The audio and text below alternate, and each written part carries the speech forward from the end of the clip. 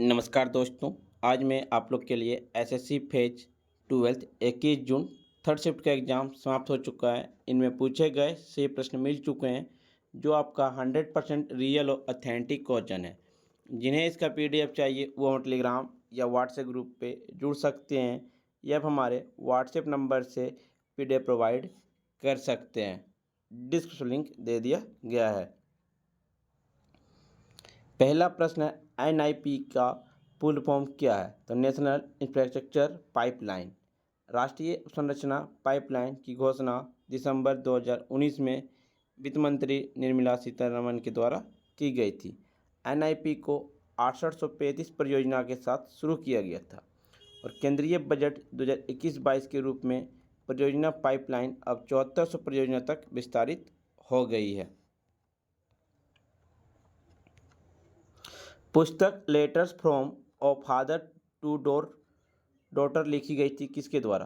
तो पंडित जवाहरलाल नेहरू के द्वारा letters from a father to daughter लिखी गई थी। पिता से उनकी बेटी को पत्र जवाहरलाल नेहरू द्वारा उनकी बेटी इंदिरा प्रियदर्शनी को लिखे गए पत्रों का एक संग्रह है जो मूल रूप से नेहरू के अनुरोध पर इलाहाबाद कानून पत्रिका प्रेस द्वारा 1929 में प्रकाशित किया गया था और 1928 की गर्मियों में भेजे गए 30 पत्रों से मिलकर बनी थी जब इंदिरा केवल 10 साल की उम्र में थी। वीबी पटेल भारत विभाजन के लेखक हैं। महात्मा गांधी सत्य के साथ मेरा प्रयोग। एस राधाकृष्णन जीवन को हिंदू दृष्टिकोण से। Pandit Bhimsen Joshi lifetime achievement award 2014 में किसे मिला? तो वरिष्ठ शास्त्रीय गायिका प्रभा अत्रे को दिया गया। आज प्रतिष्ठित Pandit Bhimsen Joshi lifetime achievement पुरस्कार 2014 में सम्मानित किया गया। पंडित भीमसेन जोशी को भारत रत्न कब मिला? 2008 में दिया गया था भारत रत्न। एक होता है सीके नायडू ट्रॉफी, कितने उम्र के लोगों को दी जाती है? तो बीसीसीआई ने सीके नायडू ट्रॉफी के लिए आयु 23 वर्ष कर दी है। सीके नायडू कप का नाम सीके नायडू के नाम पर रखा गया जो टेस्ट में भारतीय क्रिकेट टीम के पहले कप्तान थे। एक था दिल्ली के उपराज्यपाल कौन है? दिल्ली के उपराज्यपाल विनय कुमार सक्सेना है। 69वां संविधान संशोधन अधिनियम 1991 के तहत केंद्र शासित प्रदेश को दिल्ली को औपचारिक रूप से राष्ट्रीय राजधानी क्षेत्र दिल्ली के रूप में घोषित किया गया और विधानसभा का भी गठन किया गया था। 2011 के जनगणना कितने चरणों में हुआ था? भारत की जनगणना 2011 में 2 चरणों में आयोजित किया गया था। पहला चरण था मकान सूचीकरण एवं आवास जनगणना अप्रैल से सितंबर 2010। दूसरा था जनसंख्या गणना 9 से 28 फरवरी 2011। भारत की जनगणना 2011 के अनुसार भारत की जनसंख्या घनत्व 382 व्यक्ति पर किलोमीटर था। भारत में जनगणना की शुरुआत 1872 में लॉर्ड मेयो के काल में हुई थी, लेकिन नियमित जनगणना 1881 ईस्वी में स्टार्ट हुआ था लॉर्ड रिपन के। यह जनगणना श्री चंद्रमौली के मार्गदर्शन में आयोजित की गई थी। 2011 का जनगणना नारा हमारी जनगणना हमारा भविष्य। दशकीय जनगणना शुरुआत करने वाला देश आपका अमेरिका है, लेकिन पहली बार जनगणना स्वीडन देश ने किया था।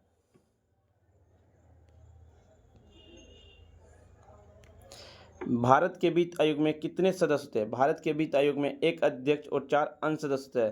5 इसका राइट आंसर हो जाएगा। वित्त आयोग भारतीय संविधान के अनुच्छेद 280 के तहत भारत के राष्ट्रपति द्वारा समय समय पर गठित आयोग है। इसका गठन भारत की केंद्र सरकार और व्यक्तिगत राज्य सरकारों के बीच वित्तीय संबंधों को परिभाषित करने के लिए किया गया। वित्त आयोग नियम 1951 संवैधानिक निकाय के सदस्य होने के मानदंड निर्धारित करता है। केसी नेगी 1951 में भारत के पहले वित्त आयोग के अध्यक्ष थे।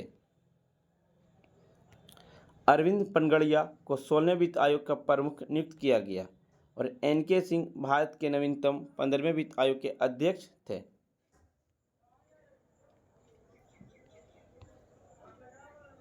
एक था तिनकटिया लगान के विरुद्ध निर्विद्रोह का आंदोलन का क्या नाम था? चंपारण सत्याग्रह, जो 1917 ईस्वी में हुआ था। महात्मा गांधी के नेतृत्व में किया गया था।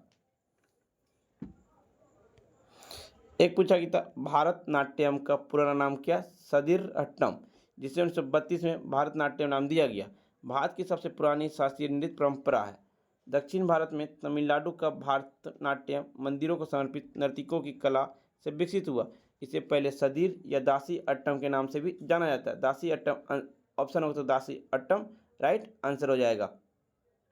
भारतनाट्यम तमिलनाडु का शास्त्रीय नृत्य है। कथक आपका उत्तर प्रदेश का है। कुचिपुड़ी आंध्र प्रदेश का। उड़ीसी का उड़ीसा। कथकली का केरल। सतरिया का असम। मणिपुरी का मणिपुर। मोहिनीअट्टम केरल का शास्त्रीय नृत्य है। मेघालय में लोकसभा सीटें कितनी? तो मेघालय में लोकसभा सीटें 2 है। बिहार में लोकसभा सीटें आपका 40, महाराष्ट्र में 48, बंगाल में 42। सर्वाधिक लोकसभा सीटें आपका उत्तर प्रदेश में है 80 सीटें। महाराष्ट्र मणिपुर राज्य में 2, मेघालय में 2, मिजोरम में 1, नागालैंड में 1, उड़ीसा में 21, पांडुचेरी में 1, पंजाब में 13, राजस्थान में 25, सिक्किम में 1, तमिलनाडु में 29, आंध्र प्रदेश में 25, दिल्ली में 7 लोकसभा सीटें हैं। कुल लोकसभा सीटें भारत में 543 है। एक था गोबी मरुस्थल किस देश में स्थित है? तो गोबी मरुस्थल एशिया महाद्वीप में मंगोलिया के अधिकांश भाग पर फैला हुआ है। अमेरिका सोनोरो मरुस्थल, मोजोबा मरुस्थल, द ग्रेट बेसिन मरुस्थल, सोनोरो मरुस्थल, चूहू आहुन मरुस्थल, मंगोलिया मरुस्थल, मंगोलिया गोबी मरुस्थल है। यह एशिया का सबसे बड़ा रेगिस्तान है। यह दुनिया का 5वां सबसे बड़ा रेगिस्तान है। चिली में अट्टाका मरुस्थल है। यह पृथ्वी के सबसे शुष्क स्थानों में से एक है। यह दुनिया का सबसे शुष्क गैर ध्रुवीय रेगिस्तान भी है। जापान ततोरी रेत का टीला जापान का सबसे बड़ा रेत का टीला है। फ्रेंड्स, आपको वीडियो पसंद आ रही हो तो लाइक शेयर सब्सक्राइब जरूर करें। राज्यसभा का कार्यकाल कितना होता है? तो राज्यसभा कार्यकाल 6 वर्ष होता है। राज्यसभा का चर्चा किस अनुच्छेद में? अनुच्छेद 80 में। राज्यसभा का सदस्य बनने के लिए आपको 30 वर्ष होना चाहिए। राष्ट्रपति का कार्यकाल 5 वर्ष, प्रधानमंत्री का कार्यकाल 5 वर्ष, मुख्यमंत्री का कार्यकाल 5 वर्ष, मुखिया का कार्यकाल 5 वर्ष, नगर परिषद का कार्यकाल 5 वर्ष। आपको प्रधानमंत्री बनने के लिए आपका एज 25 वर्ष, राष्ट्रपति बनने के लिए 35 वर्ष, उपराष्ट्रपति बनने के लिए 35 वर्ष, राज्यपाल बनने के लिए 35 वर्ष, मुख्यमंत्री बनने के लिए 25 वर्ष। अहिंसा दिवस कब मनाया जाता है? अहिंसा दिवस आपका 6 अक्टूबर को मनाया जाता है। महात्मा गांधी के जन्मदिन के उपलक्ष्य में 2 अक्टूबर को अंतर्राष्ट्रीय अहिंसा दिवस मनाया जाता है। अहिंसा को अंतर्राष्ट्रीय एक बेसिक अनुष्ठान है जो शिक्षा और जन जागरूकता के माध्यम से अहिंसा को बढ़ावा देता है। 15 जून 2007 को संयुक्त राष्ट्र महासभा ने 2 अक्टूबर को अंतर्राष्ट्रीय अहिंसा दिवस के रूप में स्थापित किया गया था। गांधी जी का जन्म आपका 2 अक्टूबर 1869 में हुआ था, जो 2 अक्टूबर को अहिंसा दिवस के रूप में मनाते हैं। गांधी जी का मृत्यु 31 जनवरी 1948 में हुआ था। आपको बताना 31 जनवरी को कौन सा दिवस के रूप में मनाया जाता है। शाहजहां का उत्तराधिकारी कौन था? दारा शिकोह। शाहजहां का उत्तराधिकारी दारा शिकोह था, लेकिन औरंगजेब ने उसे हटाकर अपना बन गया। शाहजहां मुगल सम्राट का 5वां सम्राट था। वह अपने पिता जहांगीर से पहले आया था और उसके बेटे औरंगजेब के द्वारा उसका उत्तराधिकार बनाया गया था। शाहजहां का जन्म 5 जनवरी 1592 को शहाब उद्दीन मोहम्मद खुर्रम के रूप में हुआ था। बंगाल का प्रथम गवर्नर जनरल कौन था? तो वारेन हेस्टिंग थे। 1773 में वारेन हेस्टिंग भारत के पहले गवर्नर जनरल बने। लॉर्ड वारेन हेस्टिंग 1773 से 1785 तक बंगाल के पहले गवर्नर जनरल के रूप में कार्य किया। वारेन हेस्टिंग के शासनकाल के दौरान 1773 के रेगुलेटिंग एक्ट, 1784 के पिट्स इंडिया एक्ट जैसे महत्वपूर्ण अधिनियम पारित किए गए थे। मुस्लिम कानूनों और संबंधित विषयों के अध्ययन के लिए 1781 में वारेन हेस्टिंग के द्वारा कलकत्ता मदरसा की स्थापना की गई थी। रॉबर्ट क्लाइव एक बार 1757-1760 और दूसरी बार 1765-1768 में बंगाल का गवर्नर बना।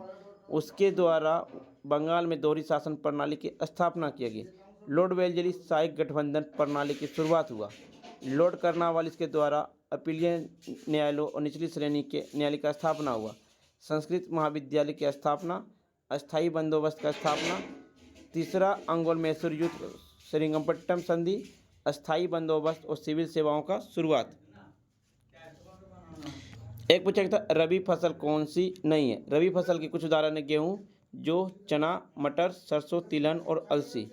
रबी फसल या रबीज उपज कृषि फसल है जो सर्दियों में बोई जाती है और भारत में वसंत ऋतु में काटी जाती है। जायद फसल है खरीफ और रबी मौसम के बीच एक छोटा सा मौसम है।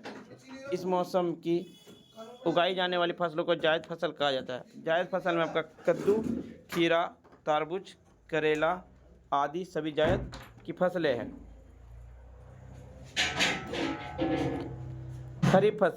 खरीफ फसल को मानसूनी फसल के रूप में भी जाना जाता है क्योंकि इनकी खेती मानसून के मौसम में की जाती है।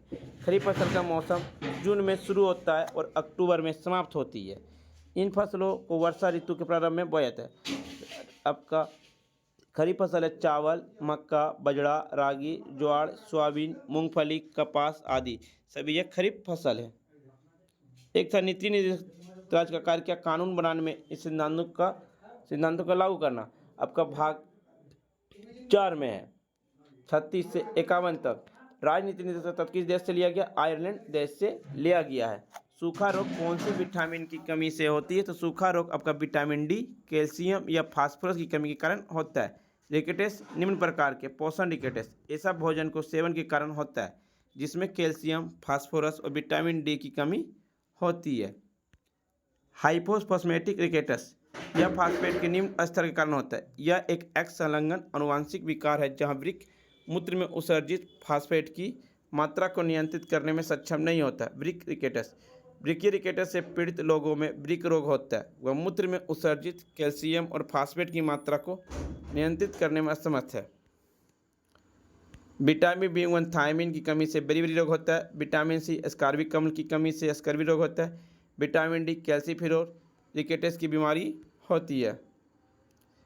एक था उत्तरी पश्चिम वर्षा में कौन सी मानसून आती है? तो पश्चिमी विक्षोभ आती है। पश्चिमी विक्षोभ भारत के उत्तरी पश्चिम भाग में सर्दियों के दौरान वर्षा कहलाती है जिसमें भारत में कुल 17% बारिश होता है।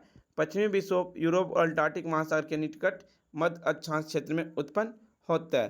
फ्रेंड्स, आपको वीडियो पसंद आई हो तो लाइक, शेयर, सब्सक्राइब जरूर करें और जिन्हें इसका PDF चाहिए वो हमारे टेलीग्राम या व्हाट्सएप ग्रुप पे जुड़ सकते हैं। डिस्क्रिप्शन लिंक दे दिया गया है। तब तक कर लिए धन्यवाद फ्रेंड्स, मिलते हैं नेक्स्ट वीडियो।